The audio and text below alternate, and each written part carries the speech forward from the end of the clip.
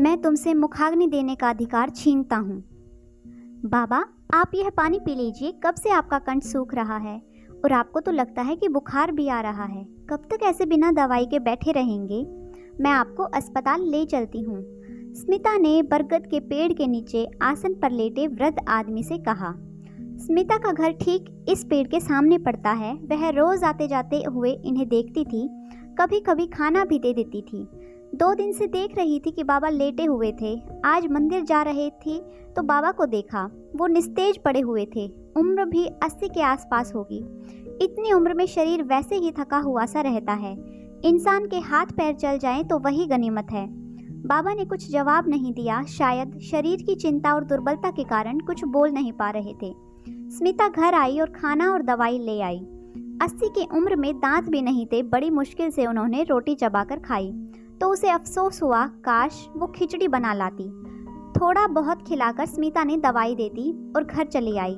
कुछ घंटों बाद जाकर फिर से दवाई और शाम के खाने में खिचड़ी दे आई तो बाबा की सेहत में काफ़ी सुधार आ गया। अब बाबा पहले की तरह पेड़ के नीचे बैठे हुए थे। एक दिन स्मिता बेटे को स्कूल छोड़कर आई तो वहीं बैठ गई। बाबा, अब आपकी तबीयत ठीक लग रही है। आपके परिवार में कोई नहीं है क्या जो आप इस तरह पेड़ के नीचे बैठे रहते हो? कोई तो होगा जो आपका सगा या दूर का रिश्तेदार होगा जिसे आप अपना कह सकते हो। सुनते ही बाबा भाव शून्य हो गए। उनके चेहरे पर चिंता और तनाव की लकीरें आ गई। बड़ी देर तक चुप रहने के बाद वह बोले, बेटी, तूने अनजान होकर मेरी मदद की और खाना खिलाया। तू सदा खुश रहे और सदा सुहागन रहे। मेरा भी परिवार बहुत बड़ा है, फिर भी मुझ जैसे बूढ़े पिता को दर दर की ठोकरें खानी पड़ रही हैं। कभी मेरा भी खुशहाल परिवार हुआ करता था। घर में पत्नी और 4 बेटे थे। लक्ष्मी मेरा पूरा ध्यान रखती थी। समय पर खाना देना, मेरी पसंद के हिसाब से हर चीज़ बनाती थी। लक्ष्मी की दुनिया सिर्फ मैं ही था। वह 4 बच्चों के साथ मुझे भी संभालती थी। हमेशा यही कहा करती थी, हमने पिछले जन्म में बहुत अच्छे कर्म किए होंगे जो ईश्वर ने हमें 4 बेटे दिए हैं। हमारी 4 बहुएं आएंगी और घर पोते पोते की चहल पहल से भर जाएगा। और खुद के भाग्य पर इतराने लगती थी। मैं भी ईश्वर का धन्यवाद करता था। सुबह शाम ईश्वर की पूजा करता था और अपनी राशन की दुकान संभालता था। उसी से परिवार का पालन पोषण चल रहा था। बड़ा बेटा यश पढ़ने में होशियार था। उसे दुकान पर बैठने से चिढ़ थी। वह बड़ा आदमी बनना चाहता था। मैंने उसकी पढ़ाई में पूरा पैसा लगाया, उसकी मनचाही कोचिंग क्लासेस भेजा। वह बड़ा इंजीनियर बन गया और अमेरिका चला गया। उसको बहुत अच्छा पैकेज मिला था। एक बार अमेरिका जाकर क्या आया कि लड़की वालों की भीड़ लग गई और तोशी से उसकी शादी तय हो गई। बड़ी बहू भी बड़े अमीर परिवार से थी तो वह भी ज़्यादा दिन हमारे पास नहीं रुकी और अपने पति के साथ वहीं चली गई। उसके बाद उन दोनों ने देश में आना ही कम कर दिया। उससे छोटा बेटा अनिकेत था। वह भी अपने पैरों पर खड़ा हो गया था, पर वह भी अपने भाई के पद चिन्हों पर चलने लगा था। दूर शहर जाकर बस गया था। अच्छी नौकरी लग गई थी तो वह वापस पलटकर गांव भी आना नहीं चाहता था। गांव की लड़की से भी उसे शादी नहीं करनी थी। शहर की लड़की नीना से उसने आर्य समाज मंदिर में जाकर शादी कर ली और अपना घर वहीं पर बसा लिया। वह तो इसी देश में था, फिर भी नहीं आता था। वार त्योहार पर भी कोई ना कोई बहाना बना देता था। तीसरे बेटे धैर्य की रुचि पढ़ाई में नहीं थी। वह खेल कूद में अव्वल था। वह फुटबॉल मैच की प्रतियोगिता के लिए बाहर जाता रहता था। उसने कई मैच भी जीते थे और वहीं दूसरे खेल की खिलाड़ी मोहिनी से शादी कर ली। अब दोनों जने अपनी ही खेल की दुनिया में व्यस्त रहने लगे थे। बूढ़े होते माता पिता की उन्हें जरा भी चिंता नहीं थी। बहू भी कभी आकर साथ नहीं रही। वह अपने खेलने में लगी रहती थी। मैं अभी भी रोज़ दुकान पर जाता और काम करता था। अब लक्ष्मी भी थकने लगी थी और मेरा शरीर भी बीमारी और उम्र से थक रहा था। मन करता था कि आराम करूं और बेटे बहू सेवा कर दें, पर 4 बेटे होने का गर्व चूर हो गया था। 3 बेटे तो हाथ से जा चुके थे। चौथे बेटे आयुष का रुझान फिल्मी दुनिया में हो गया। उसे पिक्चर में आना था। उसके लिए संघर्ष करने लगा था। उसे फिल्मों की चकाचौंध और मॉडलिंग ने प्रभावित कर दिया था तो वह गांव छोड़कर मुंबई चला गया। फ़ोन पर भी बात नहीं करता था। एक दिन पड़ोस के चाचा के बेटे ने बताया कि आपका आयुष फिल्मों में तो नहीं आ पाया, लेकिन वह टीवी सीरियल में काम करने लगा था। उसके सीरियल बड़े हिट हो रहे हैं। उसने मुझे टीवी पर दिखाया भी, पर आयुष भी कभी पलटकर वापस नहीं आया। अपने सीरियल की शूटिंग में व्यस्त रहता है, इधर उधर घूमता रहता है, पर उसे कभी अपने माता पिता की याद नहीं आई। लक्ष्मी भी अब बेटों की याद में बीमार हो गई। 4 बेटों और 4 बहुओं के साथ रहने का सपना लिए वह सुबकती रहती थी। मैंने एक दिन बच्चों को फ़ोन लगाया कि तुम्हारी माँ तुम सबको याद कर रही है। बड़े बेटे यश ने तो साफ मना कर दिया। आपको पता है अमेरिका से यहाँ अपने देश आने का कितना किराया लगता है? अपने देश केवल माँ से मिलने आना कोई मजाक तो नहीं है। ऊपर से बच्चों की भी परीक्षाएं हैं, मैं तो नहीं आ सकता हूँ। दूसरे बेटे अनिकेत ने भी मना कर दिया कि वह ऑफिस के काम से विदेश जा रहा है, महीने भर बाद लौटेगा। धैर्य भी अपनी खेल प्रतियोगिता की तैयारी में व्यस्त था, एक दिन भी बर्बाद नहीं करना चाहता था। आयुष अपने टीवी सीरियल की शूटिंग में व्यस्त था। अपने बच्चों से मिलने की आस लिए ही लक्ष्मी इस दुनिया से चली गई। चारों बेटे जो अर्थी को कंधा देते वह उसके नसीब में नहीं था। लक्ष्मी की चिता जल रही थी और मैं भाव शून्य हो रहा था। ऐसे भी क्या बेटे जो कमाने में व्यस्त हैं, अपनी माँ की मौत पर आंसू बहाने एक बेटा भी नहीं आया। अस्थि कलश रखा रहा, अंत में मैं ही उसका विसर्जन करने गया। अब मेरा मन ना घर में लगता था ना ही दुकान में। घर में अब मेरी लक्ष्मी नहीं थी जो मेरा इंतजार करती। अब मैं किसके लिए जीता? चारों बेटे बड़ा नाम और दाम कमा रहे थे, पर इस बूढ़े पिता के लिए किसी के ना घर में जगह थी ना ही मन में।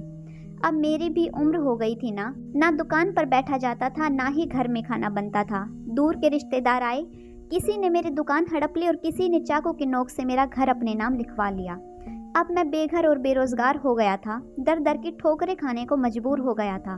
गांव से चलता चलता इस गांव तक आ गया हूँ। यहाँ यह पेड़ दिखाई दिया और मंदिर भी, तो इसी के नीचे डेरा जमा लिया। आते जाते तेरे जैसे लोग मुझे खाना दे जाते हैं और मैं भी जीवन के दिन काट रहा हूँ। आखिर कब तक जीना है यह मुझे भी नहीं पता। बूढ़े बाबा की कहानी सुनकर स्मिता की आंखें भर आई। वह भी फुटबॉल खिलाड़ी धैर्य को टीवी व सीरियल अभिनेता आयुष को जानती थी। यह दोनों सफल और काफी अमीर थे, पर इन दोनों के पास इनके पिता के लिए न पैसा था न ही समय बिताने को। कुछ सोचा और घर चली गई। स्मिता का पति गिरीश एक वकील था। स्मिता ने उस बूढ़े बाबा की सारी कहानी सुनाई तो उसे भी आश्चर्य हुआ। वह दोनों उन्हें अपने घर ले आए और उनको 2-4 दिन अच्छे से आराम करवाया। 5वें दिन गिरीश ने कुछ कागजात तैयार किए और उन्हें सब बताया, पर यह सुनकर बाबा चौंक गए। केस कर दूं अपने ही बच्चों पर? हाँ बाबा, यह जरूरी है। आपने बच्चों को पढ़ाया लिखाया और आज आपकी वजह से वह काबिल बने हैं, इतना नाम और दाम कमा रहे हैं, तो क्या अपने बूढ़े पिता को पाल नहीं सकते? बाबा, अगर आप हिम्मत करेंगे तो आगे फिर किसी माता पिता को आपकी तरह दर दर की ठोकरें नहीं खानी पड़ेंगी। और अब तो कानून भी बन चुका है, माता पिता अपने गुजारे भत्ते के लिए बच्चों से भुगतान के लिए कह सकते हैं। उन्होंने कोई शर्म नहीं रखी, तो आप क्यों हिचक रहे हैं? फिर कुछ सोचकर बाबा ने उन कागजों पर हस्ताक्षर कर दिए। चारों बेटों को कोर्ट के नोटिस भेजे गए। सभी यह जानकर हैरान थे कि आखिर उनके पिता उनके साथ ऐसा कैसे कर सकते थे। अब तो ना आने का कोई बहाना ही नहीं था। चारों बच्चे महीने भर के नोटिस के चलते आ गए। अपने बच्चों को सालों बाद देखकर उनकी आंखें चमकने लगी। वह उनके गले लगकर अपनी पत्नी की मौत का शोक मनाना चाहते थे, पर बच्चे गुस्सा हो रहे थे। पिताजी, आपको जरा भी शर्म नहीं है? आपने कोर्ट का नोटिस भिजवा दिया। पैसे ही चाहिए थे तो मांग लेते, मैं भिजवा देता। आपकी इस हरकत से मेरे विदेश के दोस्तों के बीच छवि बिगड़ गई है, बड़े बेटे यश ने तेज आवाज में चिल्लाकर कहा। तभी उससे छोटा अनिकेत भी चिल्लाया, अब इस उम्र में आकर आपको पैसों की भूख लगी है? आसपास किसी वृद्धाश्रम में ही चले जाते, कितने दिनों की तो जिंदगी बची हुई है। तभी फुटबॉल खिलाड़ी 3रे नंबर का बेटा धैर्य भी बोलता है, अच्छा मजाक किया है, मेरी इतनी महत्वपूर्ण प्रतियोगिता है, मैं उसकी तैयारी छोड़कर आपके नोटिस पर कोर्ट आया हूँ। चौथा बोला, पिताजी, आपको मेरा नाम हुआ है, वह रास नहीं आया क्या? मेरे पीछे पूरा मीडिया आ गया है, मुझे सीरियल की शूटिंग के लिए विदेश जाना था, आपने अड़ंगा लगा ही दिया और यहाँ पर बुला लिया है। बाबा ने चारों बच्चों की बातें सुनी और वह कुर्सी पर निढाल से बैठ गए।